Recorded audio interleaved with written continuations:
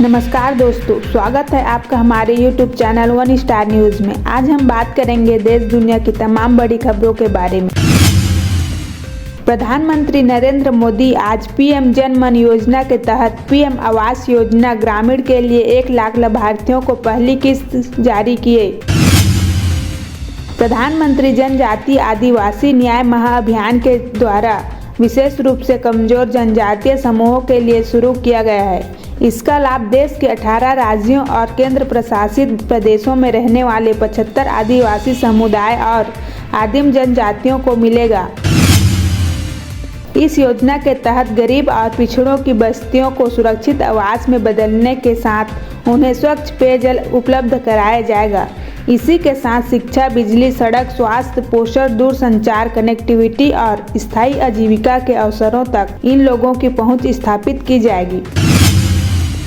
इस योजना में वन धन विकास केंद्रों की स्थापना भी की जाएगी ताकि वन उपज का व्यापार किया जा सके।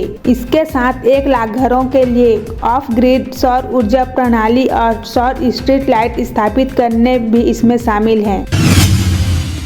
बता दें कि इस योजना की शुरुआत 15 नवंबर 2023 को जनजातीय गौरव दिवस के मौके पर हुई थी। इसके लिए सरकार ने 24,000 करोड़ रुपए का बजट रखा था। इसके अंतर्गत 9 मंत्रालय शामिल किए गए हैं।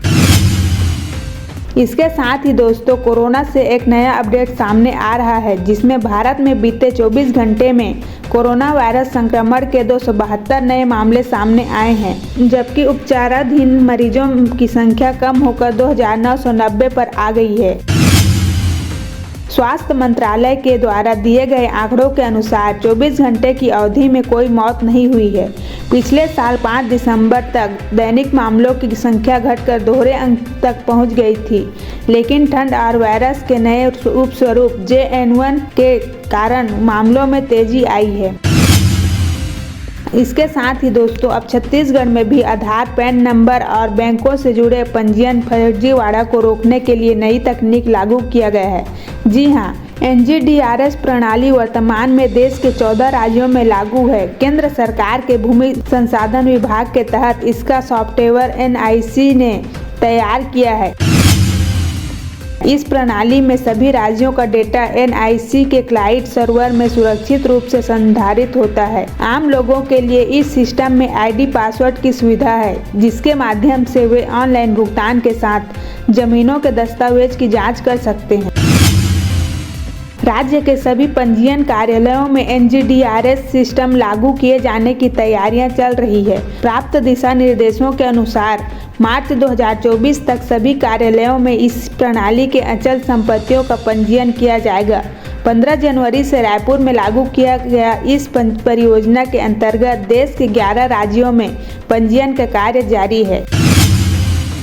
अब अगली खबर है दोस्तों, छत्तीसगढ़ रायपुर में यातायात जागरूकता माह का शुभारंभ सोमवार दोपहर 12 बजे ग्रामीण विधायक मोतीलाल साहू कलेक्ट्रेट चौक पर हेलमेट बाइक रैली को हरी झंडी दिखाकर किए। इस मौके पर जिला प्रशासन और पुलिस के वरिष्ठ अधिकारी भी मौजूद रहे। इसके साथ ही additional SP traffic Sachindra Choubey ने बताया कि रायपुर स्मार्ट सिटी लिमिटेड के नगर निगम की मोर रायपुर ऐप में सोमवार से एक नई सुविधा शुरू करने जा रही है। शहर के हर कार की विंड स्क्रीन पर QR कोड लगाया जाएगा। QR कोड को मोबाइल से स्कैन करते ही गाड़ी मालिक का नाम, पता के साथ मोबाइल नंबर भी दिखाई देगा। हालांकि यह केवल यातायात पुलिस को दिखाई देगा। आम लोग केवल ऐप पर कॉल करके कार मालिक को हादसा होने या फिर नो पार्किंग में खड़ा होने पर जानकारी दे सकेंगे। अब अगली खबर देखिए दोस्तों, साइबर क्राइम दिनों दिन बढ़ता जा रहा है। आए दिन कई लोग इसका शिकार होते हैं। हैकर्स पलक झपकते ही लोगों का बैंक अकाउंट खाली कर देते हैं। साइबर फ्रॉड को रोकने के लिए सरकार द्वारा कई कदम उठाए जा रहे हैं।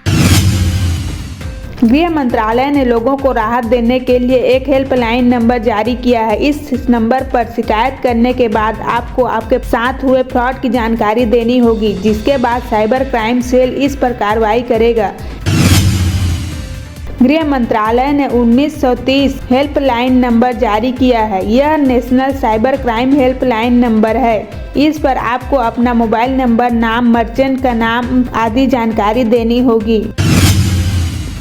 अगर डेबिट कार्ड या क्रेडिट कार्ड के जरिए फ्रॉड होता है तो आपको कार्ड नंबर, ट्रांजैक्शन का स्क्रीनशॉट या फिर फ्रॉड से जुड़े कोई भी डॉक्यूमेंट देना होगा। यह सब जानकारी देने के बाद आपके फ़ोन में ईमेल के सिस्टम में एक लॉग इन ID या रिसिप्ट नंबर आएगा। शिकायत दर्ज होने के बाद इस पर कार्रवाई शुरू हो जाती है।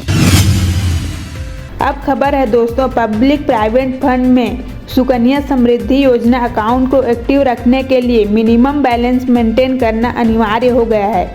इसको लेकर सरकार के नए नियम भी लागू किए गए हैं। 31 मार्च 2024 तक अकाउंट होल्डर को इन अकाउंट में मिनिमम बैलेंस के मेंटेन रखना होगा। वहीं वह ऐसा नहीं करते तो उनका अकाउंट इनएक्टिव हो सकता है। इनएक्टिव अकाउंट को दोबारा शुरू करने के लिए अकाउंट होल्डर को जुर्माना का भुगतान करना होगा। अकाउंट धारक को 1 साल में कम से कम 500 रुपये का मिनिमम बैलेंस डिपॉजिट करना होगा। इसका मतलब है कि एक वित्त वर्ष में कम से कम 500 का निवेश करना होगा। अगर अकाउंट में इतना बैलेंस नहीं होगा तो खाता बंद हो सकता है। इसके साथ ही दोस्तों, दूरसंचार विभाग ने देश के करोड़ों मोबाइल यूजर्स स्कैम 401 को लेकर अलर्ट जारी किया है। दूरसंचार विभाग ने अपने ट्विटर पर अपने एक पोस्ट में कहा कि किसी के कहने पर *401 डायल न करें। इसकी मदद से आपके सभी कॉल किसी नए नंबर पर डाइवर्ट किया जा सकते हैं और फिर आपके साथ धोखाधड़ी हो सकती है। अब बात करें राजनीति समाचार की, तो आज कांग्रेस सांसद राहुल गांधी की भारत जोड़ो यात्रा का आज 15 जनवरी को दूसरा दिन है। राहुल ने सुबह इम्फाल वेस्ट के सेमकई से यात्रा शुरू की। 14 जनवरी को मणिपुर के थौबल में यात्रा की शुरुआत हुई थी। मणिपुर में आज एक दिन के सफर के बाद यात्रा रात के नागालैंड में प्रवेश करेगी। राहुल की यात्रा शुरुआती 2 दिन में 257 किलोमीटर का सफर कर 5 जिलों को कवर करेगी। 66 दिनों तक चलने वाली भारत जोड़ो न्याय यात्रा देश के 15 राज्यों और 110 जिलों से होकर गुजरेगी। राहुल गांधी जगह जगह रुककर स्थानीय लोगों से संवाद करेंगे। इस दौरान राहुल 6700 किलोमीटर का सफर तय करेंगे। यात्रा 20 मार्च को मुंबई में खत्म होगी।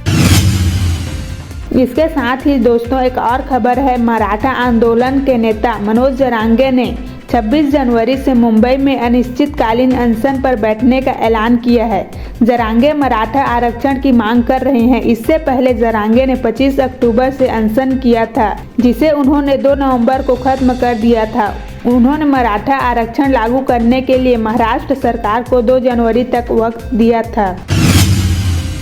अब बात करें दोस्तों मौसम समाचार की, तो जम्मू कश्मीर, हिमाचल प्रदेश, उत्तराखंड के साथ देश के 17 राज्यों की सुबह कोहरे के साथ हुई। दिल्ली में आज सीजन का सबसे ठंड दिन रहा। तापमान 3.1 डिग्री सेल्सियस दर्ज किया गया। कोहरे के कारण दिल्ली में 168 से ज़्यादा फ्लाइट्स लेट हो गई। 84 फ्लाइट्स कैंसिल कर दी गई। 10 फ्लाइट के रूट बदलकर जयपुर गोवा डाइवर्ट किया गया। दिल्ली एयरपोर्ट ने यात्रियों को एडवाइजरी जारी कर एयरलाइन कंपनी से उनकी फ्लाइट के बारे में लगातार अपडेट रहने का सलाह दिए। इसके साथ ही दिल्ली में आने वाली 18 ट्रेन देरी से चल रही है। राजधानी में आज से स्कूल फिर खुले, लेकिन इनका समय सुबह 9 बजे रखा गया। उत्तर प्रदेश के 32 जिलों में कोहरे और 25 जिलों में शीतलहर का असर है। मौसम विभाग के मुताबिक 18 जनवरी के बाद कोहरे में कमी का अनुमान है। मेरठ में minimum temperature 2.9 degree Celsius record किया गया। इसके साथ ही दोस्तों, इधर बिहार में कड़ाके की ठंड पड़ रही है। 38 जिलों में शीतलहर का असर है, जो 16 जनवरी तक बना रहेगा। पटना में 16 जनवरी तक 8वीं तक के स्कूलों की छुट्टी कर दी गई है। इसके साथ ही दोस्तों, खेल समाचार की बात करें तो भारतीय क्रिकेट कंट्रोल बोर्ड ने सोमवार को men's senior cricket team selection committee के सदस्य के एक पद के लिए आवेदन मंगाए हैं। बीसीसीआई ने अपनी वेबसाइट पर इसकी जानकारी दी है। इस आवेदन में अजीत अगरकर की अध्यक्षता वाले मौजूदा 5 सदस्य पैनल में से किसे रिप्लेस किया जाएगा, यह नहीं बताया गया। आवेदन भरने की अंतिम तारीख 25 जनवरी है। भारत में समंदर पर देश के सबसे लंबे पुल की शुरुआत कर दी गई है। इस पुल की मदद से नवी मुंबई से मुंबई तक की दूरी सिर्फ 20 मिनट में पूरी कर सकेंगे। 17,840 करोड़ रुपए से ज्यादा की लागत से तैयार किया गया ये पुल कई हाईटेक टेक्नोलॉजी के साथ आता है। आइए इनके बारे में डिटेल्स में जानते हैं। दरअसल प्रधानमंत्री नरेंद्र मोदी बीते शुक्रवार को मुंबई में अटल बिहारी वाजपेयी सेवारी हनुआ सेवा अटल सेतु का उद्घाटन कर चुके हैं। पीएम मोदी ने दिसंबर 2016 में इस पुल का शिलान्यास किया था। इस पुल की लंबाई 21.8 किलोमीटर है और यह 6 लेन वाला पुल है। अब खबर है दोस्तों, यूनिवर्स यानी ब्रह्मांड की एक ऐसी जगह जो रहस्यों से भरी हुई है। इसके बारे में बहुत कुछ जानने का बावजूद बहुत कुछ ऐसा है जिसमें वैज्ञानिक अभी भी अनजान है। यूनिवर्स में कभी प्रकृति की खूबसूरती देखने को मिलती है तो कभी उसका विकराल रूप। धरती के विनाश को लेकर भी आए दिन नई नई थ्योरी और तारीखें तक सामने आती है। ताज़ा जानकारी भी कुछ इसी तरह से डराने वाली है। दरअसल वैज्ञानिकों ने बताया कि एक विशाल कॉमेट यानी धूमकेतु पृथ्वी की ओर बढ़ रहा है। कल्पना कीजिए कि क्या होगा जब विशाल धूमकेतु धरती में आ टकराए। इसका प्रभाव विशाल क्षेत्रों को नष्ट कर सकता है, शहरों, देशों या यहाँ तक कि पूरी मानव जाति को भी पूर्ण विनाश के खतरे में डाल सकता है।